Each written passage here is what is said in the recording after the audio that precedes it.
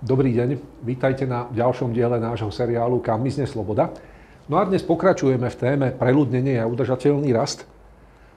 Takže vráťme sa k Thomasovi Robertovi Malthusovi. On vlastne len zhrnul minulosť pred obdobím technologických zmien. Za jeho života došlo k zmene paradigmy. V podstate od jeho doby približne každých 30 rokov dochádza k nejakej zásadnej technologickej zmene, čo je presne to, čo hovoril pán Jozef Schumpeter. Mení sa, ktorá teda zásadným spôsobom mení svet, nazýva to kreatívnou deštrukciou, lebo síce je to postavené na ľudskej kreativite, ale zároveň to aj deštruuje niektoré odvetvia ekonomiky, ale zase vytvára to nové a vo všeobecnosti na tom bohatneme. A pričom teda, čo si možno mnohí neuvedomujú, že technologická zmena mení aj materiály, pričom ten najdôležitejší materiál, ktorý úplne mení tú rovnicu, tej rovnicu udržateľnosti, rovnicu, ktorá hovorí, že či môžeme rásť do nekonečna, ktorá ju mení a dáva jej ako keby nekonečný charakter, je vlastne ten najdôležitejší materiál, a to je šedá mozgová hmota. To je to, čo hovorí pán Julian Simon, americký ekonóm rakúskej školy. Takže trvalo udržateľný je akýkoľvek rast, ktorý dokážeme vyprodukovať. Je ale na druhej strane pravdou, že mnohí masírovaní propagandou a masírovaní vlastne mediálne manipulovaní, mnohí veríme, možno aj väčšina verí tomu, pretože sme to miliónkrát počuli z každej strany, že svet je preľudnený, pričom v roku 1800 nás bolo 800 miliónov, dnes je nás 8 miliard. Nie len, že 10-násobne vzrástla populácia, ale napriek tomu sa celý svet má mnohonásobne lepšie, ako sa mal v časoch pána Malthusa. Máme životnú úroveň, máme konzum, aby som to povedal. Teda, vidíte, jak sa mení význam, keď použijem iné slovo. Životná úroveň a konzum. A už to znie zrazu úplne inak. Hej. Máme životnú úroveň, teda konzum, aký nikdy v živote nebol. Jasné, s výnimkou vojnových zón alebo zón nejakých šialených diktátorov, ako je napríklad Kim v Severnej Kórei. A to všetko máme vďaka hromadeniu technologických zmien. A technologické zmeny hromadíme vďaka slobode v podnikaniu, vďaka kapitalizmu. Všade na svete. Inak práve to je to, že ľavica hovorí, že ako keby označuje nás za globálny sever, hej, a potom je tu, to sú tí zlí, samozrejme, to sú tie bohaté, vyspelé západné štáty, a potom je tu globálny juh, takí tí dobrí a nevinní, ktorí podľa tej marxistickej rovnice, že keď títo bohatnú, tak títo predsa musia chudobnieť, pričom pravdou je pravý opak. Pretože napríklad pretože povedzme taký Bangladeš napríklad, život sa predĺžil, v roku 2020 dosahovali priemerný vek 73 rokov, v roku 1950 mali len 38 rokov. Hej, to znamená, každý Bangladešan vlastne vďačí za 35 rokov života nie vede, ale podnikaniu. A pritom si treba uvedomiť, že napríklad také Spojené štáty v roku 1908 mali len 47-ročný priemerný vek v Spojených štátoch na tom zlom globálnom severe. Hej, bol vlastne len 47 rokov. Hej, čiže Bangladeš je dnes oveľa ďalej, než boli Spojené štáty americké v roku 1908. A teda všetkým narastla životná úroveň, všetkým narastla dĺžka života. Áno, najviac západu, hej, čo pochopiteľne strašne vadí lavici.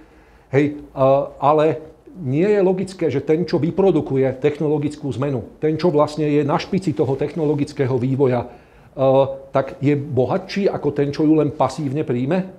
A zdá sa vám to byť nespravodlivé a nemorálne? Mne nie. Čo je väčší skok? Hej, čo je väčší skok? Život versus smrť hladom? Alebo tretie auto v garáži? Keď sa nad tým zamyslíte, tak rozdiel medzi tým Bangladešom a teda s tými Spojenými štátmi americkými už nie je vďaka západu, vďaka západným technológiám, vďaka západnému podnikaniu, nie je vede. Je vlastne, už to nie je o živote versus smrti hladom, ale je to o tom, či mám v garáži 3 autá, 2 autá, 1 auto, alebo ešte zatiaľ auto nemám. Jasné, ponovom by sme už vlastne vôbec žiadne autá mať nemali, ale o tom inokedy. A treba si uvedomiť, že tie hladomory, viem, že sa opakujem, boli aj tu, boli aj v Európe, to je práve Malthus, hej, to je vlastne zhrnutie tej histórie, boli súčasťou našich dejín. A teda samozrejme, Západ je zlý, lebo už zbohatol. A tu je taká zvláštna myšlienka, ktorá sa kdesi vzala v hlavách ľavicových intelektuálov, že vlastne zrazu, že na tú západnú životnú úroveň majú zrazu všetci právo, celý svet. Pričom Západ ju má ledva 2 generácie. Západ tú životnú úroveň má, dajme tomu 2 generácie, plus minus 2 generácie je Západ západom z pohľadu životnej úrovne a zrazu má na ňu z nejakého dôvodu právo celý svet. Samozrejme, okrem Západu, Západ by o ňu mal prísť. Hej, pochopiteľne. Západ by mal zaplatiť za hriech hospodárskeho rastu. Jednoducho mal by prísť o to schudobnieť a najlepšie, keby to bolo opačne, že teda ten globálny juh by bol teda bohatý a ten globálny sever by bol strašne chudobný. Aj som taký apokalyptický film videl nejaký, ale nepamätám si presne ktorý. Ale teda odkiaľ si majú všetci právo, áno, to je jedno. Odkiaľ si majú všetci právo na takýto život, hej, odkiaľ si vlastne tí, čo tie technologické zmeny nikdy nevyprodukovali, čo nikdy nevytvorili systém, ktorý sa volá kapitalizmus, tak majú zrazu právo na to, aby sa mali rovnako ako tá Amerika alebo to Švajčiarsko. Pričom aj tá Amerika, aj to Švajčiarsko sa drvivú väčšinu dejín mali úplne inak. Takže áno, stále je to o tom, že ten Západ vďaka tomu, že je na špici toho technologického rozvoja, tak bohatne viac, bohatne rýchlejšie, lebo generuje technologické zmeny. A ten tretí svet, teda ten globálny juh, ako to nazýva ľavica, vlastne to len ako keby prijíma a dobieha. Ale tu si treba uvedomiť jednu vec, že toto nie je nič nové. Že aj v rámci samotného západu tie rozdiely boli a že napríklad v 19. storočí, v roku 1820, rozdiel medzi Londýnom a medzi mzdami v Londýne a v Miláne bol 6:1. V Londýne boli 6-krát také mzdy ako v Miláne. Dôvod bol ten, že Británia už používala parné stroje, ktoré zvyšovali produktivitu práce, kdežto vlastne tí Taliani ešte len naskakovali na ten vlak, hej, tej priemyselnej revolúcie. Takže vlastne preto boli tie rozdiely také a postupne sa zmierňovali. To sa v podstate deje. Zoberte si napríklad naše mzdy, ako sa postupne pomaly približujú tým západoeurópskym. A to isté sa deje aj s Čínou a to isté sa deje v rámci celého sveta. Takže a ďalší problém, ktorý teda ľavica vidí, je, že vlastne vidí, že tie technologické zmeny spôsobujú to, že je rozdelená spoločnosť majetkovo, aj teda v rámci tých západných spoločností, alebo teda akákoľvek spoločnosť je rozdelená majetkovo. Venovali sme tomu niekoľko dielov, či to môže byť inak. Hej, ale doteraz nechám tak. Ale rozmýšľajte nad tým, že či ten, ktorý vytvorí technologickú zmenu svetovú, napríklad tento Steve Jobs, tento pán, tento génius a poloblázon a neviem, či polo. Hej, proste ten, čo vytvorí technologickú zmenu, mimochodom draho za to zaplatí. Hej, a vlastne to, čo vytvoril, súviselo s jeho životom a s jeho bolesťou, ktorú prežil, ktorú mal v sebe, že tento človek je mnohonásobne, možno miliónnásobne bohatší ako nejaká chyžná. A teda máme tu veľmi široký prúd v spoločnosti, ktorý nám hovorí, že toto je zlo a mali by sme na tom pracovať a odstrániť to a vlastne zabrániť. Hej.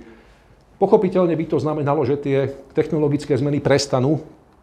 Hej. A ešte je tu jedna dôležitá vec. Viem, že sa opakujem, už som to povedal, ale majetok takýchto ľudí vydrží len 3 generácie. Dôvodom je to úplne iné, ako to bolo za feudalizmu. Hej. Vydrží len 3 generácie preto, lebo vlastne stojí na 2 davoch. Na dave kupujúcich, ktorí bez váhania vymenia Nokiu za Apple, bez váhania. To znamená, tým pošlú Nokiu na smetisko dejín. A toto sa jedného dňa stane aj Apple. Zažijete to, hej, určite, a asi aj ja. A potom je tu druhý dav investorov alebo hráčov. Neviem, či ich mám nazvať investori, či ich mám nazvať hráči. Dav hráči na burze, ktorý je iracionálny, emotívny, hej, má všetky charakteristiky davu, hej, tak ako ich formuloval Gustav Le Bon koncom 19. storočia, všetky tie negatívne charakteristiky davu. A naozaj na burze vznikajú davové psychózy. Proste ten pohľad na nejakú firmu alebo na trh ako celok je dnes vlastne, jednoducho sa to chová maniodepresívne, že buď máte mániu, alebo máte depresiu. Hej, a je o tom celá teória, ale nebudem to opakovať. Inak dôkazom toho, že naozaj to tak je, čo hovorím, je to, že z pôvodného Dow Jonesovho indexu, vlastne v dnešnom Dow Jonesovom indexe ostala jedna firma a mám pocit, že už aj tá bola nedávno vylistovaná, daná odtiaľ preč. Vráťme sa k Marxovi. V 19. storočí Marx tvrdil, že bohatí budú stále bohatší alebo sú stále bohatší a chudobní sú stále chudobnejší. Dnešok Dnešní marxisti to zmodifikovali, pretože táto téza sa ukázala ako úplne neudržateľná. Dnešní neomarxisti, napríklad pán Piketty, hovoria, že áno, chudobní bohatnú. Tvrdiť, že chudobnejú sa fakt už nedá, ale bohatí bohatnú viac. Bohatí bohatnú rýchlejšie. Hej, zväčšuje sa rozdiel a s tým rozdielom by sme mali niečo robiť. Takže toto je v podstate tá téza, ktorú má moderná lavica. A treba si povedať, že aký systém vlastne, alebo téza, s ktorou operuje moderná lavica. Treba si povedať, že vlastne aký systém vytvoril moderný blahobyt. Ak teda chceme pomôcť tretiemu svetu, ak chceme teda pomôcť tomu globálnemu juhu, aby sa nám vyrovnal, alebo nás možno aj prekonal, prečo môže byť, keď budú šikovnejšie. Mne nevadí, že Amerika a Švajčiarsko sú bohatšie ako Slovensko. Hej, negenerujeme technologické zmeny, nie sme ich schopní vytvoriť. Sme len pasívnymi príjimateľmi. Takže mne nebude vadiť, aj keby Afrika raz zbohatla a ak by ich bola schopná generovať, nech ich generuje. Hej, ale ako by sme teda mohli pomôcť? Ako Západ, ktorého sme súčasťou, aj keď perifériou, ako by sme im mohli pomôcť? No, mali sme tu nejaký systém, ktorý postupne odbúravame dnes, ktorý vytvoril blahobyt a evidentne ho generuje. Tak im ho pomôžeme zaviesť. Dovolme im slobodný obchod s nami. Mimochodom, urobili sme to v prípade Číny. Hej, Západ to urobil v prípade Číny. Pozrite, kde dnes Čína je. Pozrite, kde je dnes juhovýchodná Ázia. To bolo len preto, že Západ sa nebránil obchodu, respektíve vlastne aj asymetricky častokrát nastavoval tie clá vo svoj neprospech. Hej, inak Amerika to urobila vo vzťahu k západnej Európe po druhej svetovej vojne. A vlastne aj vo vzťahu k Číne bola prijatá do Svetovej obchodnej organizácie, hoci nespĺňala tie štandardy. Čiže nie ochranárske clá a tzv. Sociálny a ekologický dumping, ako to propaguje dnešná Európska únia, ale teda dovolme im voľný obchod. Áno, bude to znamenať, že niektoré firmy u nás krachujú, pretože tie regulačné a mzdové náklady v porovnaní s tými inými krajinami, kde nie sú, jednoducho neunesú. To je fakt. A my to ale neurobíme, namiesto toho im dáme almužnu. Namiesto toho im pošleme vlastne siete proti komárom napustené insekticídmi, aby sme teda ich zachránili pred maláriou, čím vlastne zrušíme úplne ich domácu výrobu. Nie, aby sme im tam postavili, alebo pomohli im, alebo im dali kredit, aby si nejaký miestny podnikateľ postavil továreň, my im pošleme tie siete, ktoré vychrlia naše továrne, alebo čínske. A ešte ďalšia vec, my chceme systém, ktorý ten blahobyt generuje, dokázateľne generuje a generoval ešte aj v Európe a v Amerike zrušiť. Ak zrušíme náš systém, tak sa v mene života, ktorý je ktorý je v súlade s prírodou, pretože keď schudobnieme, to je v súlade s prírodou, ale ak zrušíme náš systém, tak sa ten rast skončí. To znamená, že vnúci tejto ženy, tejto bangladešského, tohto dievčaťa, ktoré tam šije nejaké lacné šaty, ktoré my si tu kupujeme za pár eur v supermarkete, tak jej vnúci nebudú nikdy ako my. Ak jej zoberieme tú možnosť šiť tie lacné šaty pre nás a ak si ich nekúpime v mene udržateľnosti a v mene sociálnej solidarity, tak nebude nikdy ako my. Ani jej vnúci nebudú nikdy ako my.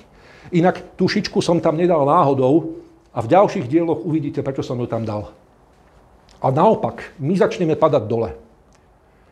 Takže dnešný Západ, dá sa povedať, že obrovský politický vplyv majú neomaltuziánske politické náboženstvá, ktoré sa tvária ako veda. Politické náboženstvo, tento termín prvýkrát použil Rakúšan Erik Vogelin, ktorý vlastne tým označil fašizmus a komunizmus. Ja by som k tomu dnes pridal aj zelený alarmizmus, alebo klimatický alarmizmus. To je ďalšie neomaltuziánske politické náboženstvo. Inak perfektný termín pre nich použil ďalší Rakúšan, Friedrich Herr, vo svojej knihe Európske duchovné dejiny, ktorý používa termín blúznivci. Hej. Vlastne on tým označuje ako keby spodný prúd celých európskych dejín, celého európskeho kresťanstva, ktoré má teda, je veľmi starého dáta. A je tam teda ten spodný prúd, nazvem to, že heretický, a vlastne Herr ho označuje slovom blúznivci, ktorý vzniká už veľmi skoro, už v 2. storočí vlastne po Kristovi, ale to možno niekedy inokedy. No a to kontinuálne ide, to sa kontinuálne ťahá celými európskymi dejinami. Inak Herr to krásne ukazuje. Herr to vo svojej knihe krásne ukazuje. Ich apokalyptické predpovede týchto apokalyptikov nikdy nevídu. Hej. To sme si ukázali v predchádzajúcich dieloch. Pričom ale platí samozrejme, že pretlač, zlá správa je dobrou správou. A máme tu veľmi silnú a veľmi vplyvnú skupinu, novinári, akademici, učitelia, štátni úradníci. Sú to tí istí, pre ktorých je to, ktorí z toho žijú, ktorí to presadzujú, ktorí to proste pretláčajú do spoločnosti. A sú to tí istí, čo v ekonomike šíria idei Lorda Keynesa, alebo v horšom prípade dokonca Karola Marxa. Áno, majú veľmi silnú pozíciu v spoločnosti. V súčasnosti veľmi tvrdo, napríklad zákaz spaľovacích motorov, ohrozujú hospodársky rast, ohrozujú priemysel, ohrozujú milióny pracovných miest v Európe, vybíjanie dobytka a tak ďalej, hej, v niektorých štátoch európskych. Ohrozujú politickú slobodu. To, že ohrozujú dlhodobý rast akcií a vaše dôchodky, alebo aj moje dôchodky, to je to najmenšie. Oni majú, teda ich ciele sú oveľa vážnejšie. A tu si treba uvedomiť, že napríklad myslitelia, alebo teda ekonomovia rakúskej školy Ludwig von Mises a Friedrich August von Hayek, hlavne Hayek, vlastne hovoria o dvoch spôsoboch príchodu komunizmu, alebo teda príchodu socializmu. Ten prvý je ten ako keby Gottwaldov, takéto rýchle ovládnutie krajiny. A potom Hayek v knihe Cesta do otroctva píše ten druhý. Hej, tak momentálne zažívame ten pomalý spôsob, takéto postupné uregulovanie, postupne čoraz ako keby zatváranie možností podnikať a naopak čoraz viac regulácie, čoraz viac byrokracie, čoraz viac štátu, čoraz viac viditeľnej ruky štátu, Keynesovej ekonomickej aristokracie a čoraz menej vlastne trhu a podnikania. Momentálne v Československu v 48. zažilo ten prvý spôsob, ten Gottwaldov, dnes vlastne zažívame v priamom prenose ten druhý spôsob. A znova je to nejaká utopia, znova je to nejaký nový človek, čo sa dobrovoľne bude chcieť mať horšie. Je to vlastne znova parafráza starého Rousseaua. No a ešte snáď, čiže toto tu máme, ešte snáď odporúčané knihy, alebo teda knihy, z ktorých som čerpal. Nebudem hovoriť, len ich takto preklikám. Kto chce, nech si to zastaví a nech si to prečíta a nech si tam teda nájde tú svoju, alebo možno aj všetky. Takže toto je literatúra. Samozrejme, bolo jej oveľa viac, ale toto je nejaká taká základná. Takže ďakujem pekne za pozornosť. Ešte tu sú ďalšie. To som zabudol, že ďalšia strana je tu.